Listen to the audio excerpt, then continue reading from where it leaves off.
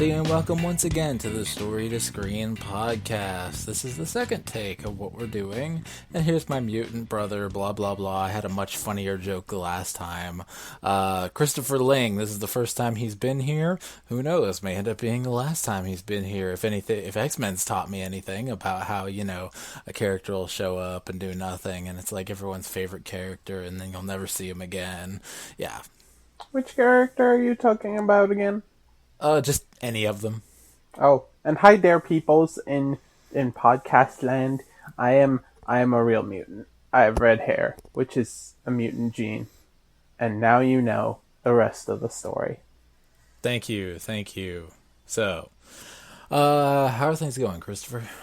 Yeah, they're going okay. I mean, courting went, so we're starting all over again. I think we've got it though this time.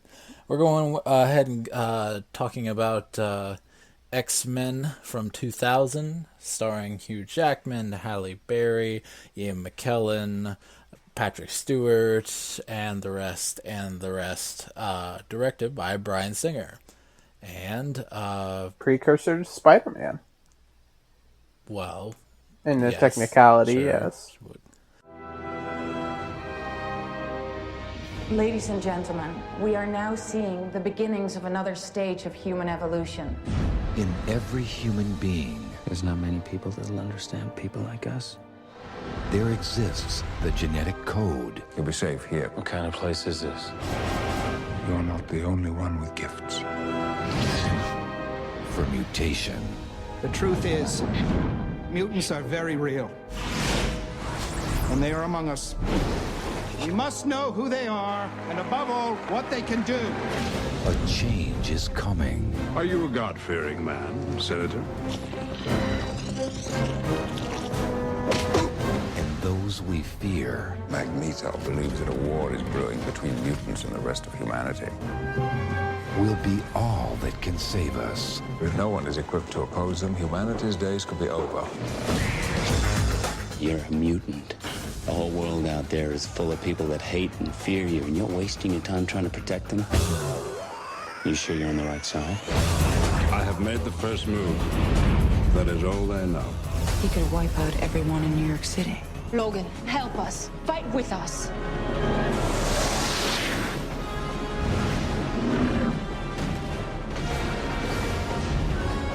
I'll take care of you.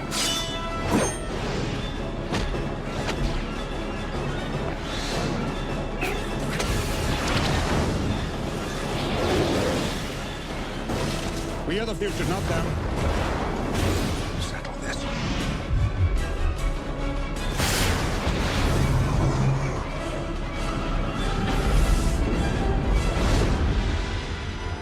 We're not what you think.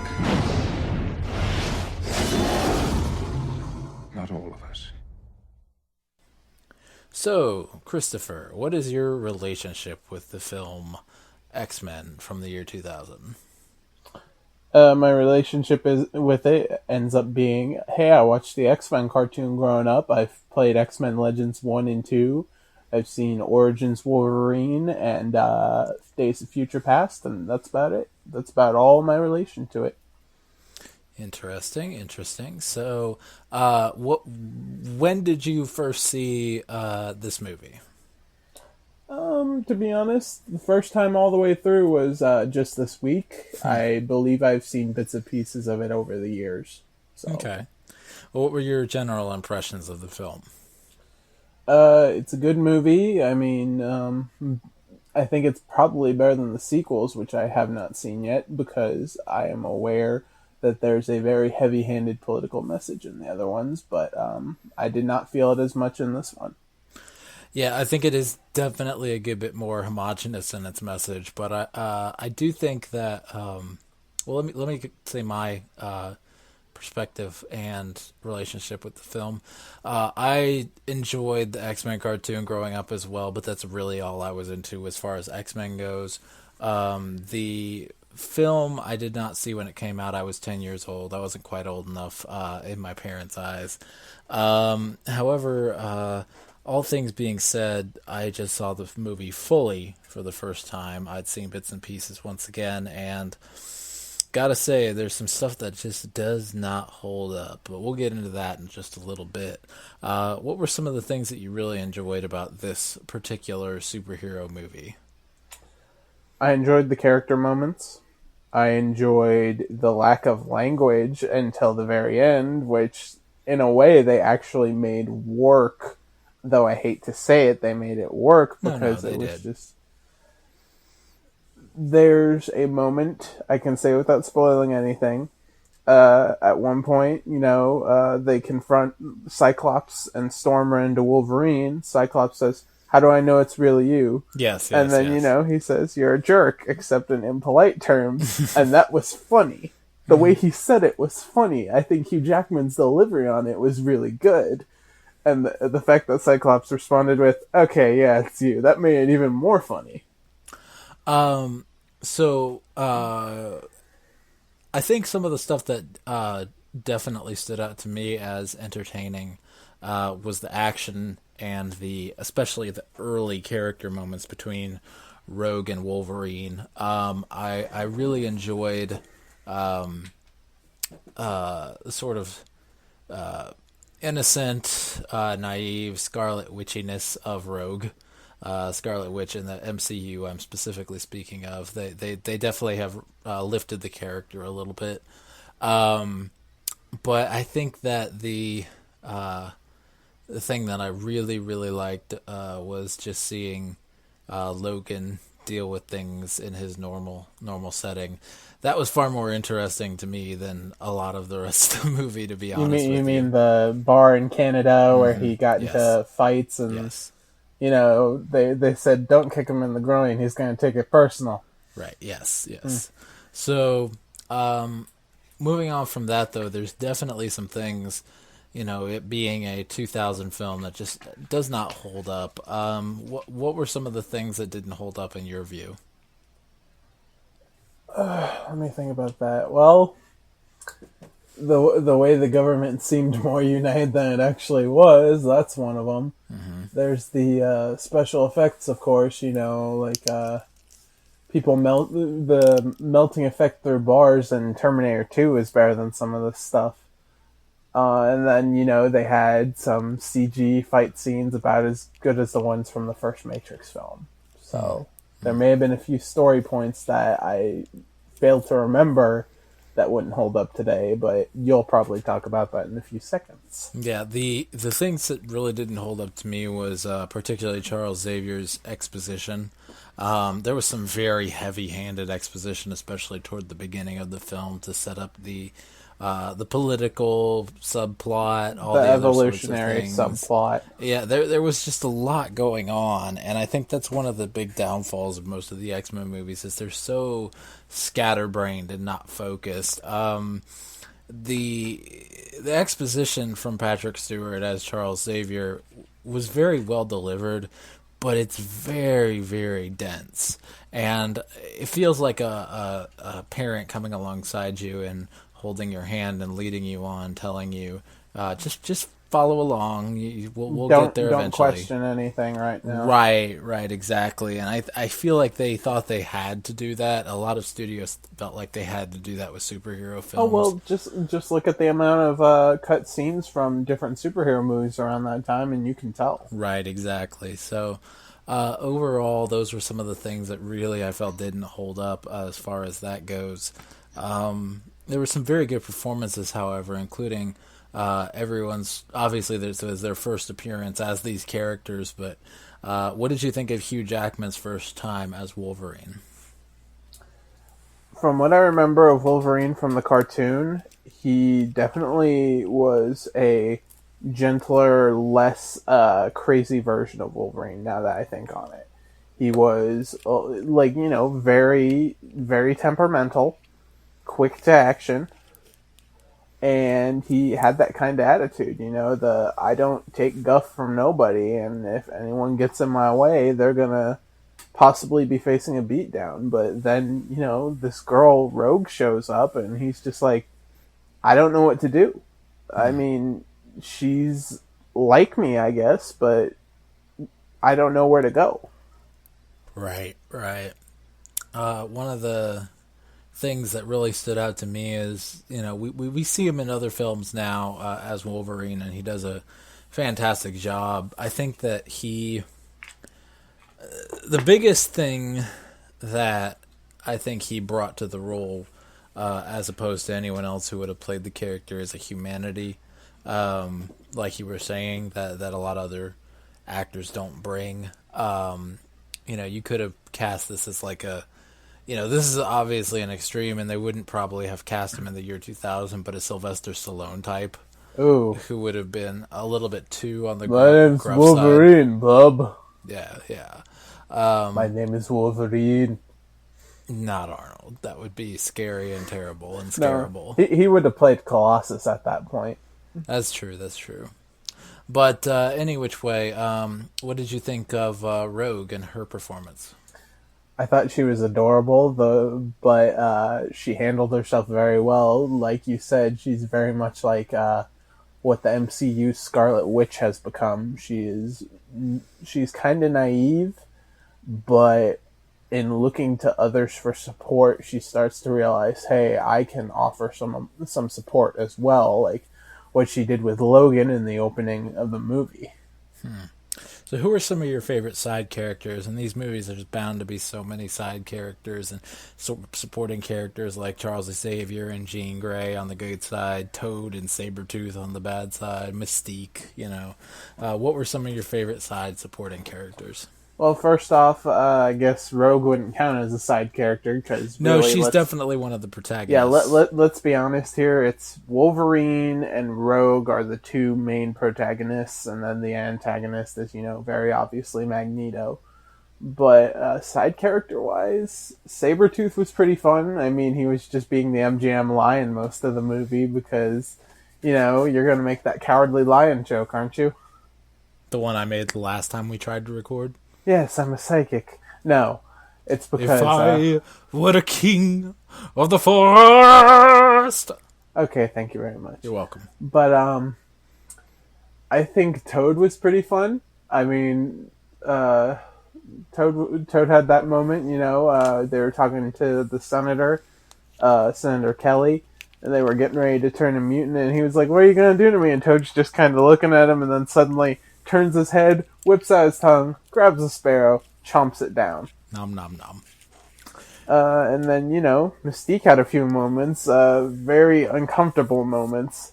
But, I'd say Toad on the villain's side, probably Cyclops on the hero's side for side characters, because Professor X, while he was interesting in the way he used his powers...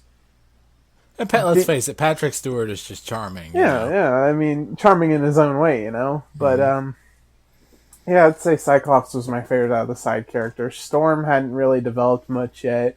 And, at that point, she wasn't married to Black Panther. Waiting for the MCU to actually get in on that. Let's see. Jean Grey wasn't much yet, I'm assuming, by this point, because she was just...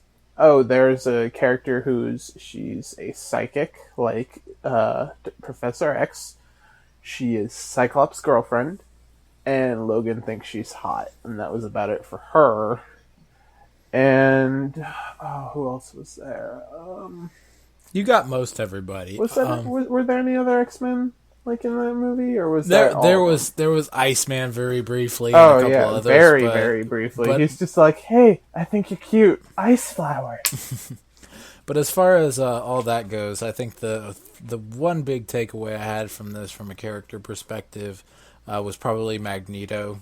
Very, very compelling villain, especially by his own worldview. I think the biggest weakness of having a villain with that strong a worldview is when you put up a character who has essentially the same worldview but a different conclusion for no foreseeable reason, aka Charles Xavier. The whole, hey, I think evolution is good, we need to make everyone evolve, and then Professor X being like, "Oh, evolution is good, but we should let people choose that route." Is that what you're saying? Yeah, it's just very odd and confusing, and you end up siding with Magneto a lot more than you side with Professor X, except for the murder and stuff. But Oh quite yeah, honestly, yeah. by his own worldview, it's perfectly fine. That's really, I think, one of the philosophical downfalls of the X-Men franchise.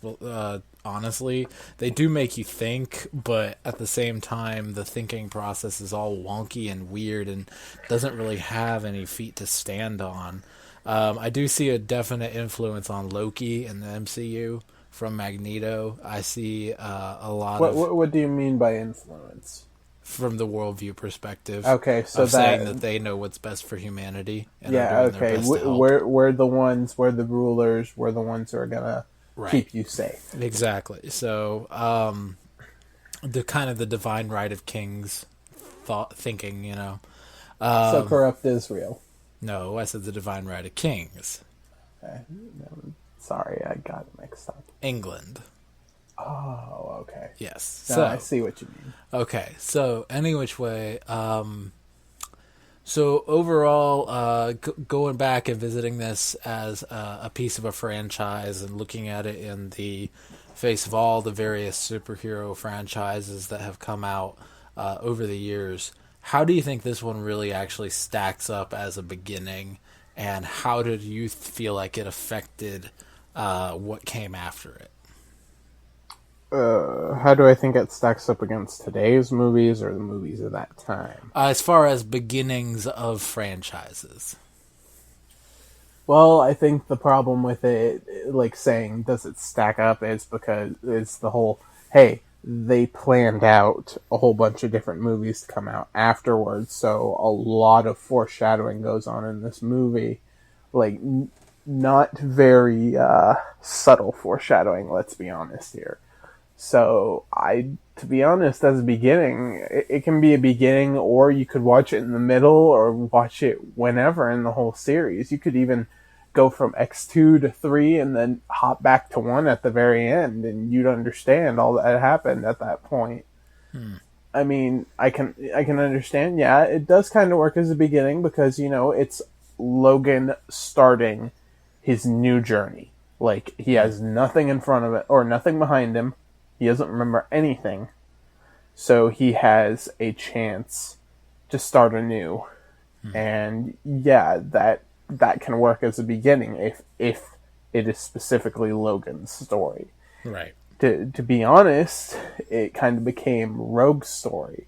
Right. Like, her story of, hey, I have this power, what do I do with it?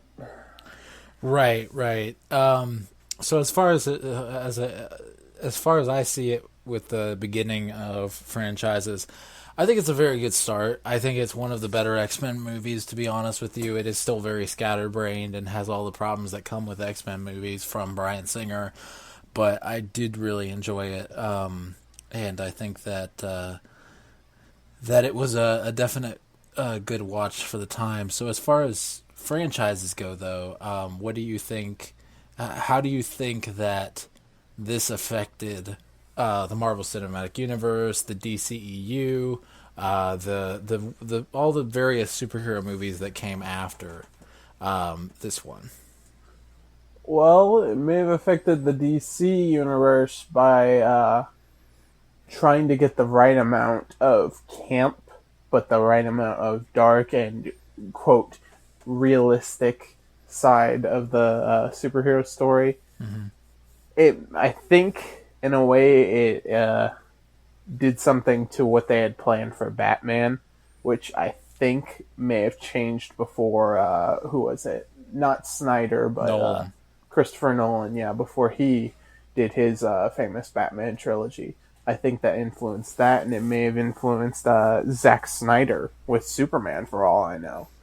But I feel for sure that it influenced the Marvel Cinematic Universe, maybe in a positive way, but I kind of think in a negative way, mostly because of Fox's whole attitude on the X-Men rights currently.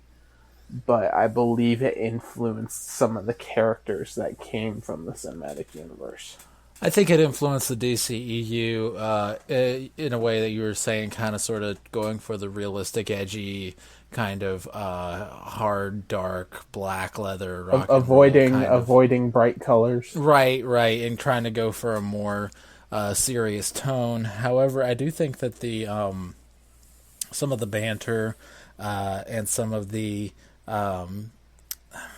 I don't know, some of the action really fed into Sam Raimi's Spider-Man. Okay. Which ended up, I think Spider-Man has a much more direct, what's the term, effect on the Marvel Cinematic Universe. But I do think that X-Men had a very strong effect on both.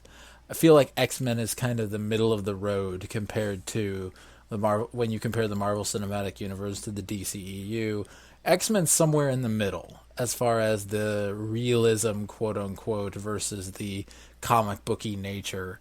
And I think that it will continue to be that for a few more years. Are you really hoping that the Marvel Cinematic Universe gets the rights back? To be honest, I really want to see that happen. They could do, if they manage to get Fox to allow them to create movies with the X-Men, they may manage to do another Days of Future Past almost reboot.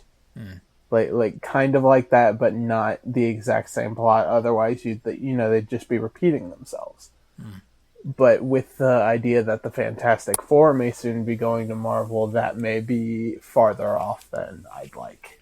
Yeah, I definitely like to see the X-Men come into the Marvel Cinematic Universe, especially after revisiting something like this and knowing that Hugh Jackman only has so many more times as Wolverine. That might be a great place to kill off the character if we wanted to, is in the Marvel Cinematic Universe. Well, to be honest, the way the timeline went with Days of Future Past, they could kill off one version of Logan and then have Old Man Logan happen, which was a thing in the comic books for those of you who paid attention. That is very true. So, you know who has more life in him? Ryan Reynolds. Oh boy, I need me some Green Lantern. Well, everyone, thank you very much. Sorry this episode was a little bit shorter than usual, but we didn't have a whole lot that hasn't been already said about this film. I think we both enjoyed it, and there were some things that did hold up and didn't hold up. Overall, kind of thumbs in the middle, wouldn't you agree? He made the super suit green. I'm sorry. Wait, what were you talking about? Well, Christopher, is there anywhere people can find you on the internet to follow you, gaming-wise, Facebook-wise, anything like that? Well, I've got a Facebook page, but that may be changing in the future. I don't update very often. It's for my YouTube channel. It's just, currently it's the extremely, I believe it's photographic engineer is what I put it as. Or my YouTube channel, Twister980, You'll see it under the same Facebook name, though. So youtube.com/Twister980, correct? That should be the URL. Okay. Or you can just, search up Twister980 on YouTube and you'll find my channel. He makes a lot of various machinima-style goofy videos and things with his very oddball sense of humor. You can find my things over at rhymeandspace.com. Casey and I are also working on another podcast coming out very soon, so we'll keep you abreast of that. Well, everybody, it's time to get rolling once again. Chris, I hope you enjoyed editing this. Folks, I hope you enjoyed listening to this. And we will talk to you on the flip side. We'll see ya. Ow! See you around, chimichanga faces. Let's go to Del Taco.